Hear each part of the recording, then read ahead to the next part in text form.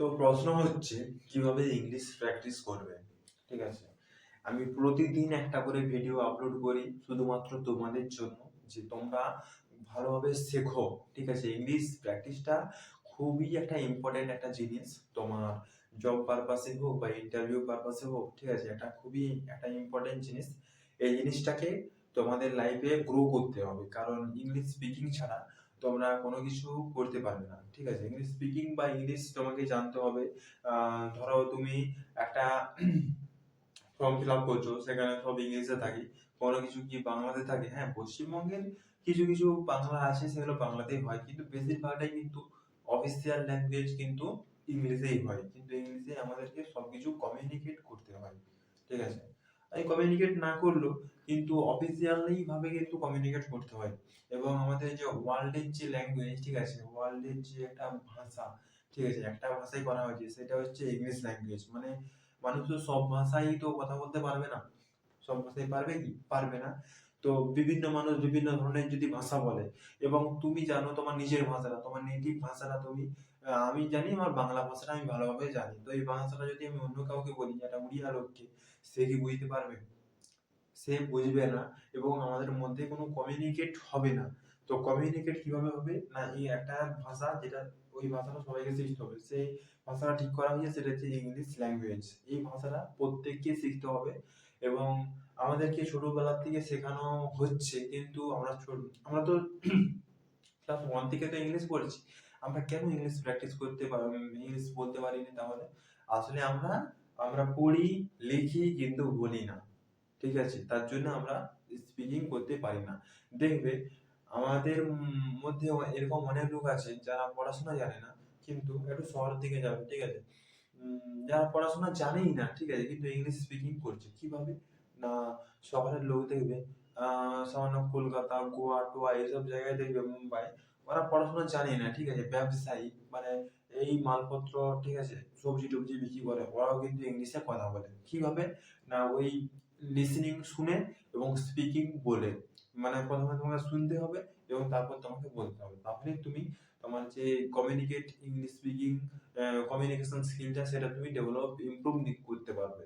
ঠিক আছে, English practice, English practice, English practice, এটা মাস্ট ইম্পর্টেন্ট টুডেজ এই 21st সেঞ্চুরিতে। এটা কিন্তু মাস্ট শিখতেই হবে। ঠিক আছে, এটা খুবই একটা দরকারি জিনিস। ঠিক আছে, এটা প্রতিদিন প্র্যাকটিস করতে হবে, ডেইলি ডেইলি প্র্যাকটিস,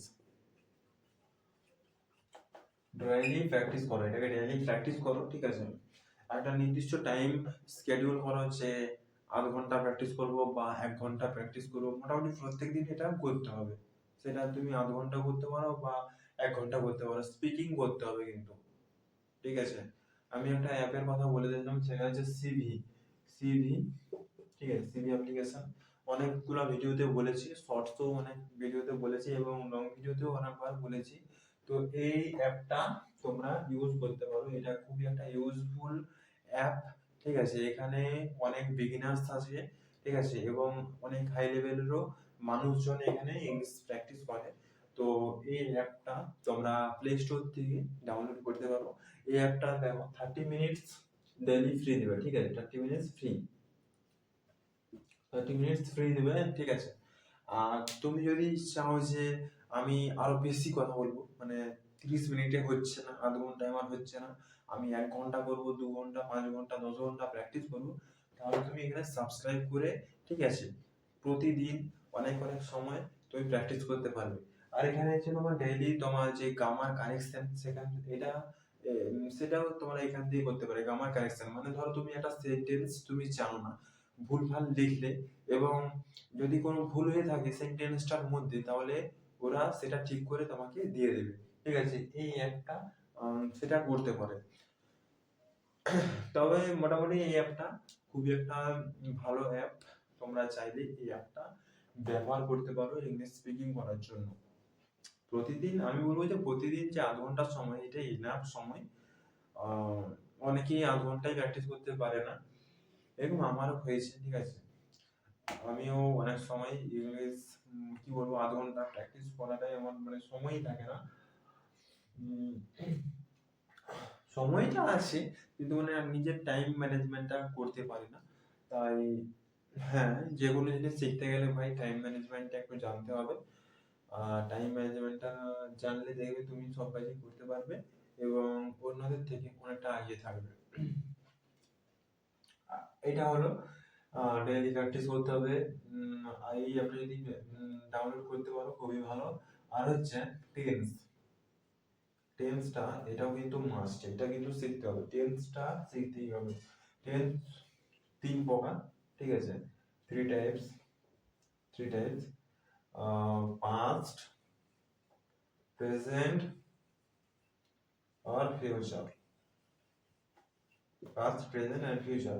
এই পাস্ট, এটা দু নম্বর, তিন নম্বর। এই পাস্ট, প্রেজেন্ট, ফিউচার টেন্সকে আবার চারটি করে ভাগে ভাগ করা হয়েছে, তোমরা জানো, বলে দিচ্ছি আবার।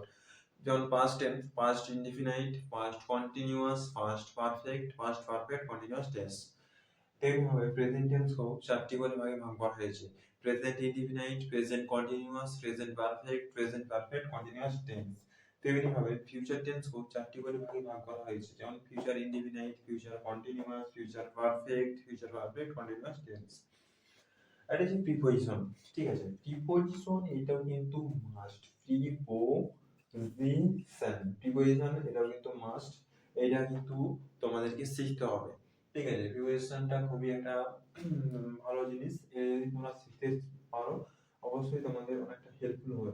প্রিপোজিশন অন কোথায় বসে, ঠিক আছে, ইন কোথায় বসে, অ্যাট কোথায় বসে, ওভার, ঠিক আছে, অ্যাভাব, ঠিক আছে, আউট, আউটসাইড, তাহলে প্রিপোজিশনের মধ্যে পড়ছে আন্ডার, ঠিক আছে।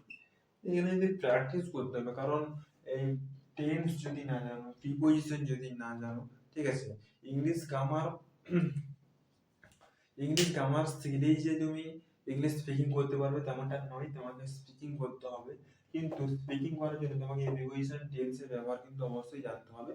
কারণ টেন্সটা কেন জানতে হবে, কারণ তুমি একটা সেন্টেন্স বলছো, তো সেন্টেন্সটার মধ্যে অন হবে না ইন হবে না দা হবে, সেটা এই টেন্সের স্ট্রাকচারের মাধ্যমে দেওয়া আছে, 12টা টেন্সের মাধ্যমে দেওয়া আছে।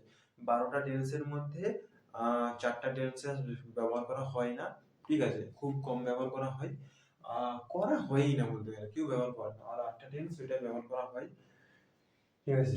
এগুলো শিখতে হবে, ঠিক আছে। ভিডিওটি ভালো লাগলে একটা লাইক করবে আর ভিডিওটিকে শেয়ার করবে বন্ধুদের মাঝে।